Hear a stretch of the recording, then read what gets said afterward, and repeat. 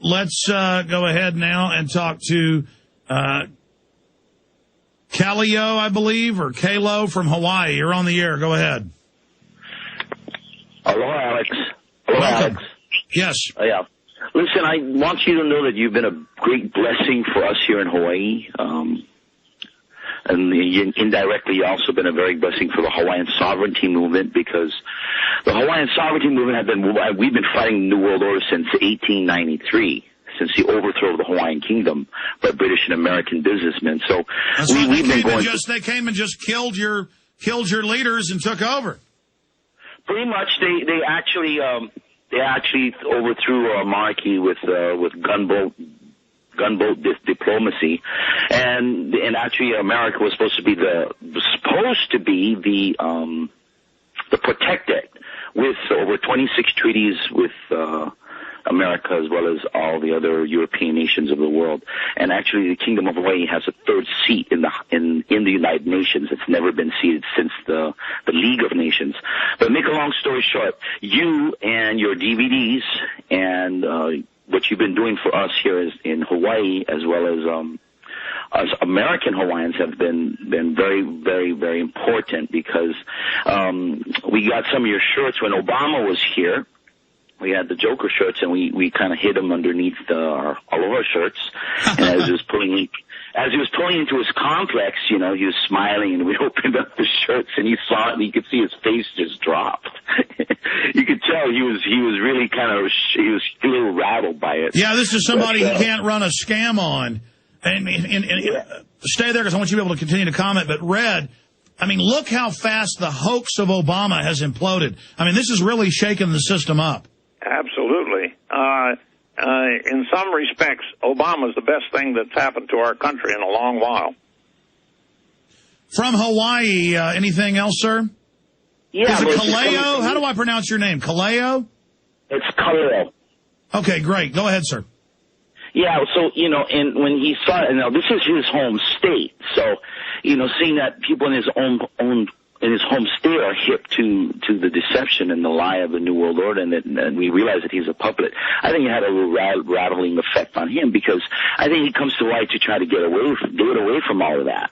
And when he comes back here and he's confronted with that same reality, it's almost a look in the mirror, Oh, it's very important just to let the globalists know that we're aware of them and don't like them, because they get off on the fact that they're conning us.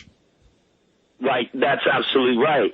But I just want you to know, I was turned on. We have a radio station here. I'd really love to get your radio station streamed in here. And we've been working a lot of productions through local TV, actually public TV. A lot of your programs we've been airing on what they call Olelo, which is the speak or talk television. And a friend of mine has a producer, and he's been airing a lot of your stuff. Well, tell him I said thank him. What's the radio station? It's called Olelo. It's Channel C. It's a TV station. We've been airing your DVDs on that. And got it. You're awesome. God bless you. Big news blitz coming up in the next hour. Red Beckman is our guest. I saw a story last week where Walgreens wouldn't develop photos of a man's gun collection for his insurance. You're supposed to take photos of your stereo, computer, stuff like that, guns. Just the image of a gun is now evil. With all the violence on TV, video games, police, that's all okay. But citizens with guns, or the image of guns, they're trying to make it so taboo, but it's not working. This is New York Daily News. Laura Timoni fumes after her son, Patrick, 9, his dad's a cop, is busted for bringing a 2-inch long toy gun, a plastic G.I. Joe gun for the G.I. Joe figure. And they're talking about kicking him out of school, arresting him, all this stuff. But the good news is people aren't buying into this mind control, just like they've demonized the militia. Red Beckman, you wrote Why the Militia. Explain to people what the militia really is. Is the people being armed and able to defend themselves from an oppressive government. I was just looking through the book here, and I had a comment, why the militia? And I said, for the same reasons we had in 1775.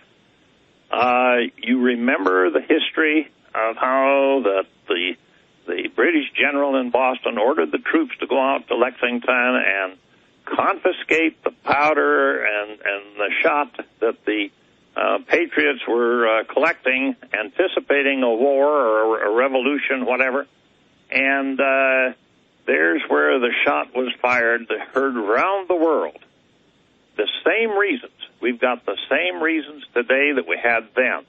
And I'll tell you, if you haven't gotten yourself armed, my advice to you is do it and be part of this tremendous operation that we've got going in this country to restore our lawful government. And this détente, if they hit us, we're going to be equipped to hit them back.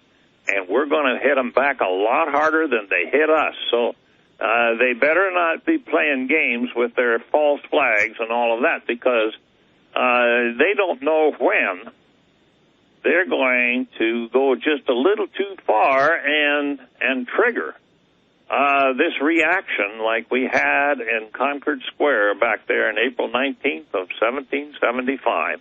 And clearly that spirit is there, because there's a lot of people that have a sense of desperation. They're sick of it, and they are ready. And I'm telling the establishment that, you know, they see the 17 million guns that have been sold in the last 14 months. I'm telling you, we're trying to restrain the population, but there are a lot of people, especially a lot of people above 50, veterans, who just want to go ahead and fight. Clean house. Go ahead. But the book, Why the Militia, explains how we can avoid having to go to that kind of effort to restore lawful government. It brings out very strong the grand jury and the petit jury, the trial jury, and how they are to function. It talks about the Federal Reserve Bank. And by the way, when have you heard anybody talking about what happens to the Federal Reserve if we could abolish the Federal Reserve, and if the assets of the Federal Reserve was restored to the Treasury of the United States? Stop right there, Red. I'm going to twist your arm for 5 more because you brought that up. I want you to be able to flesh that out, because remember what just happened in Iceland. They were telling the country they owed 5 times their entire wealth to the Bank of England and the Federal Reserve when they had run the scam on record to rob them.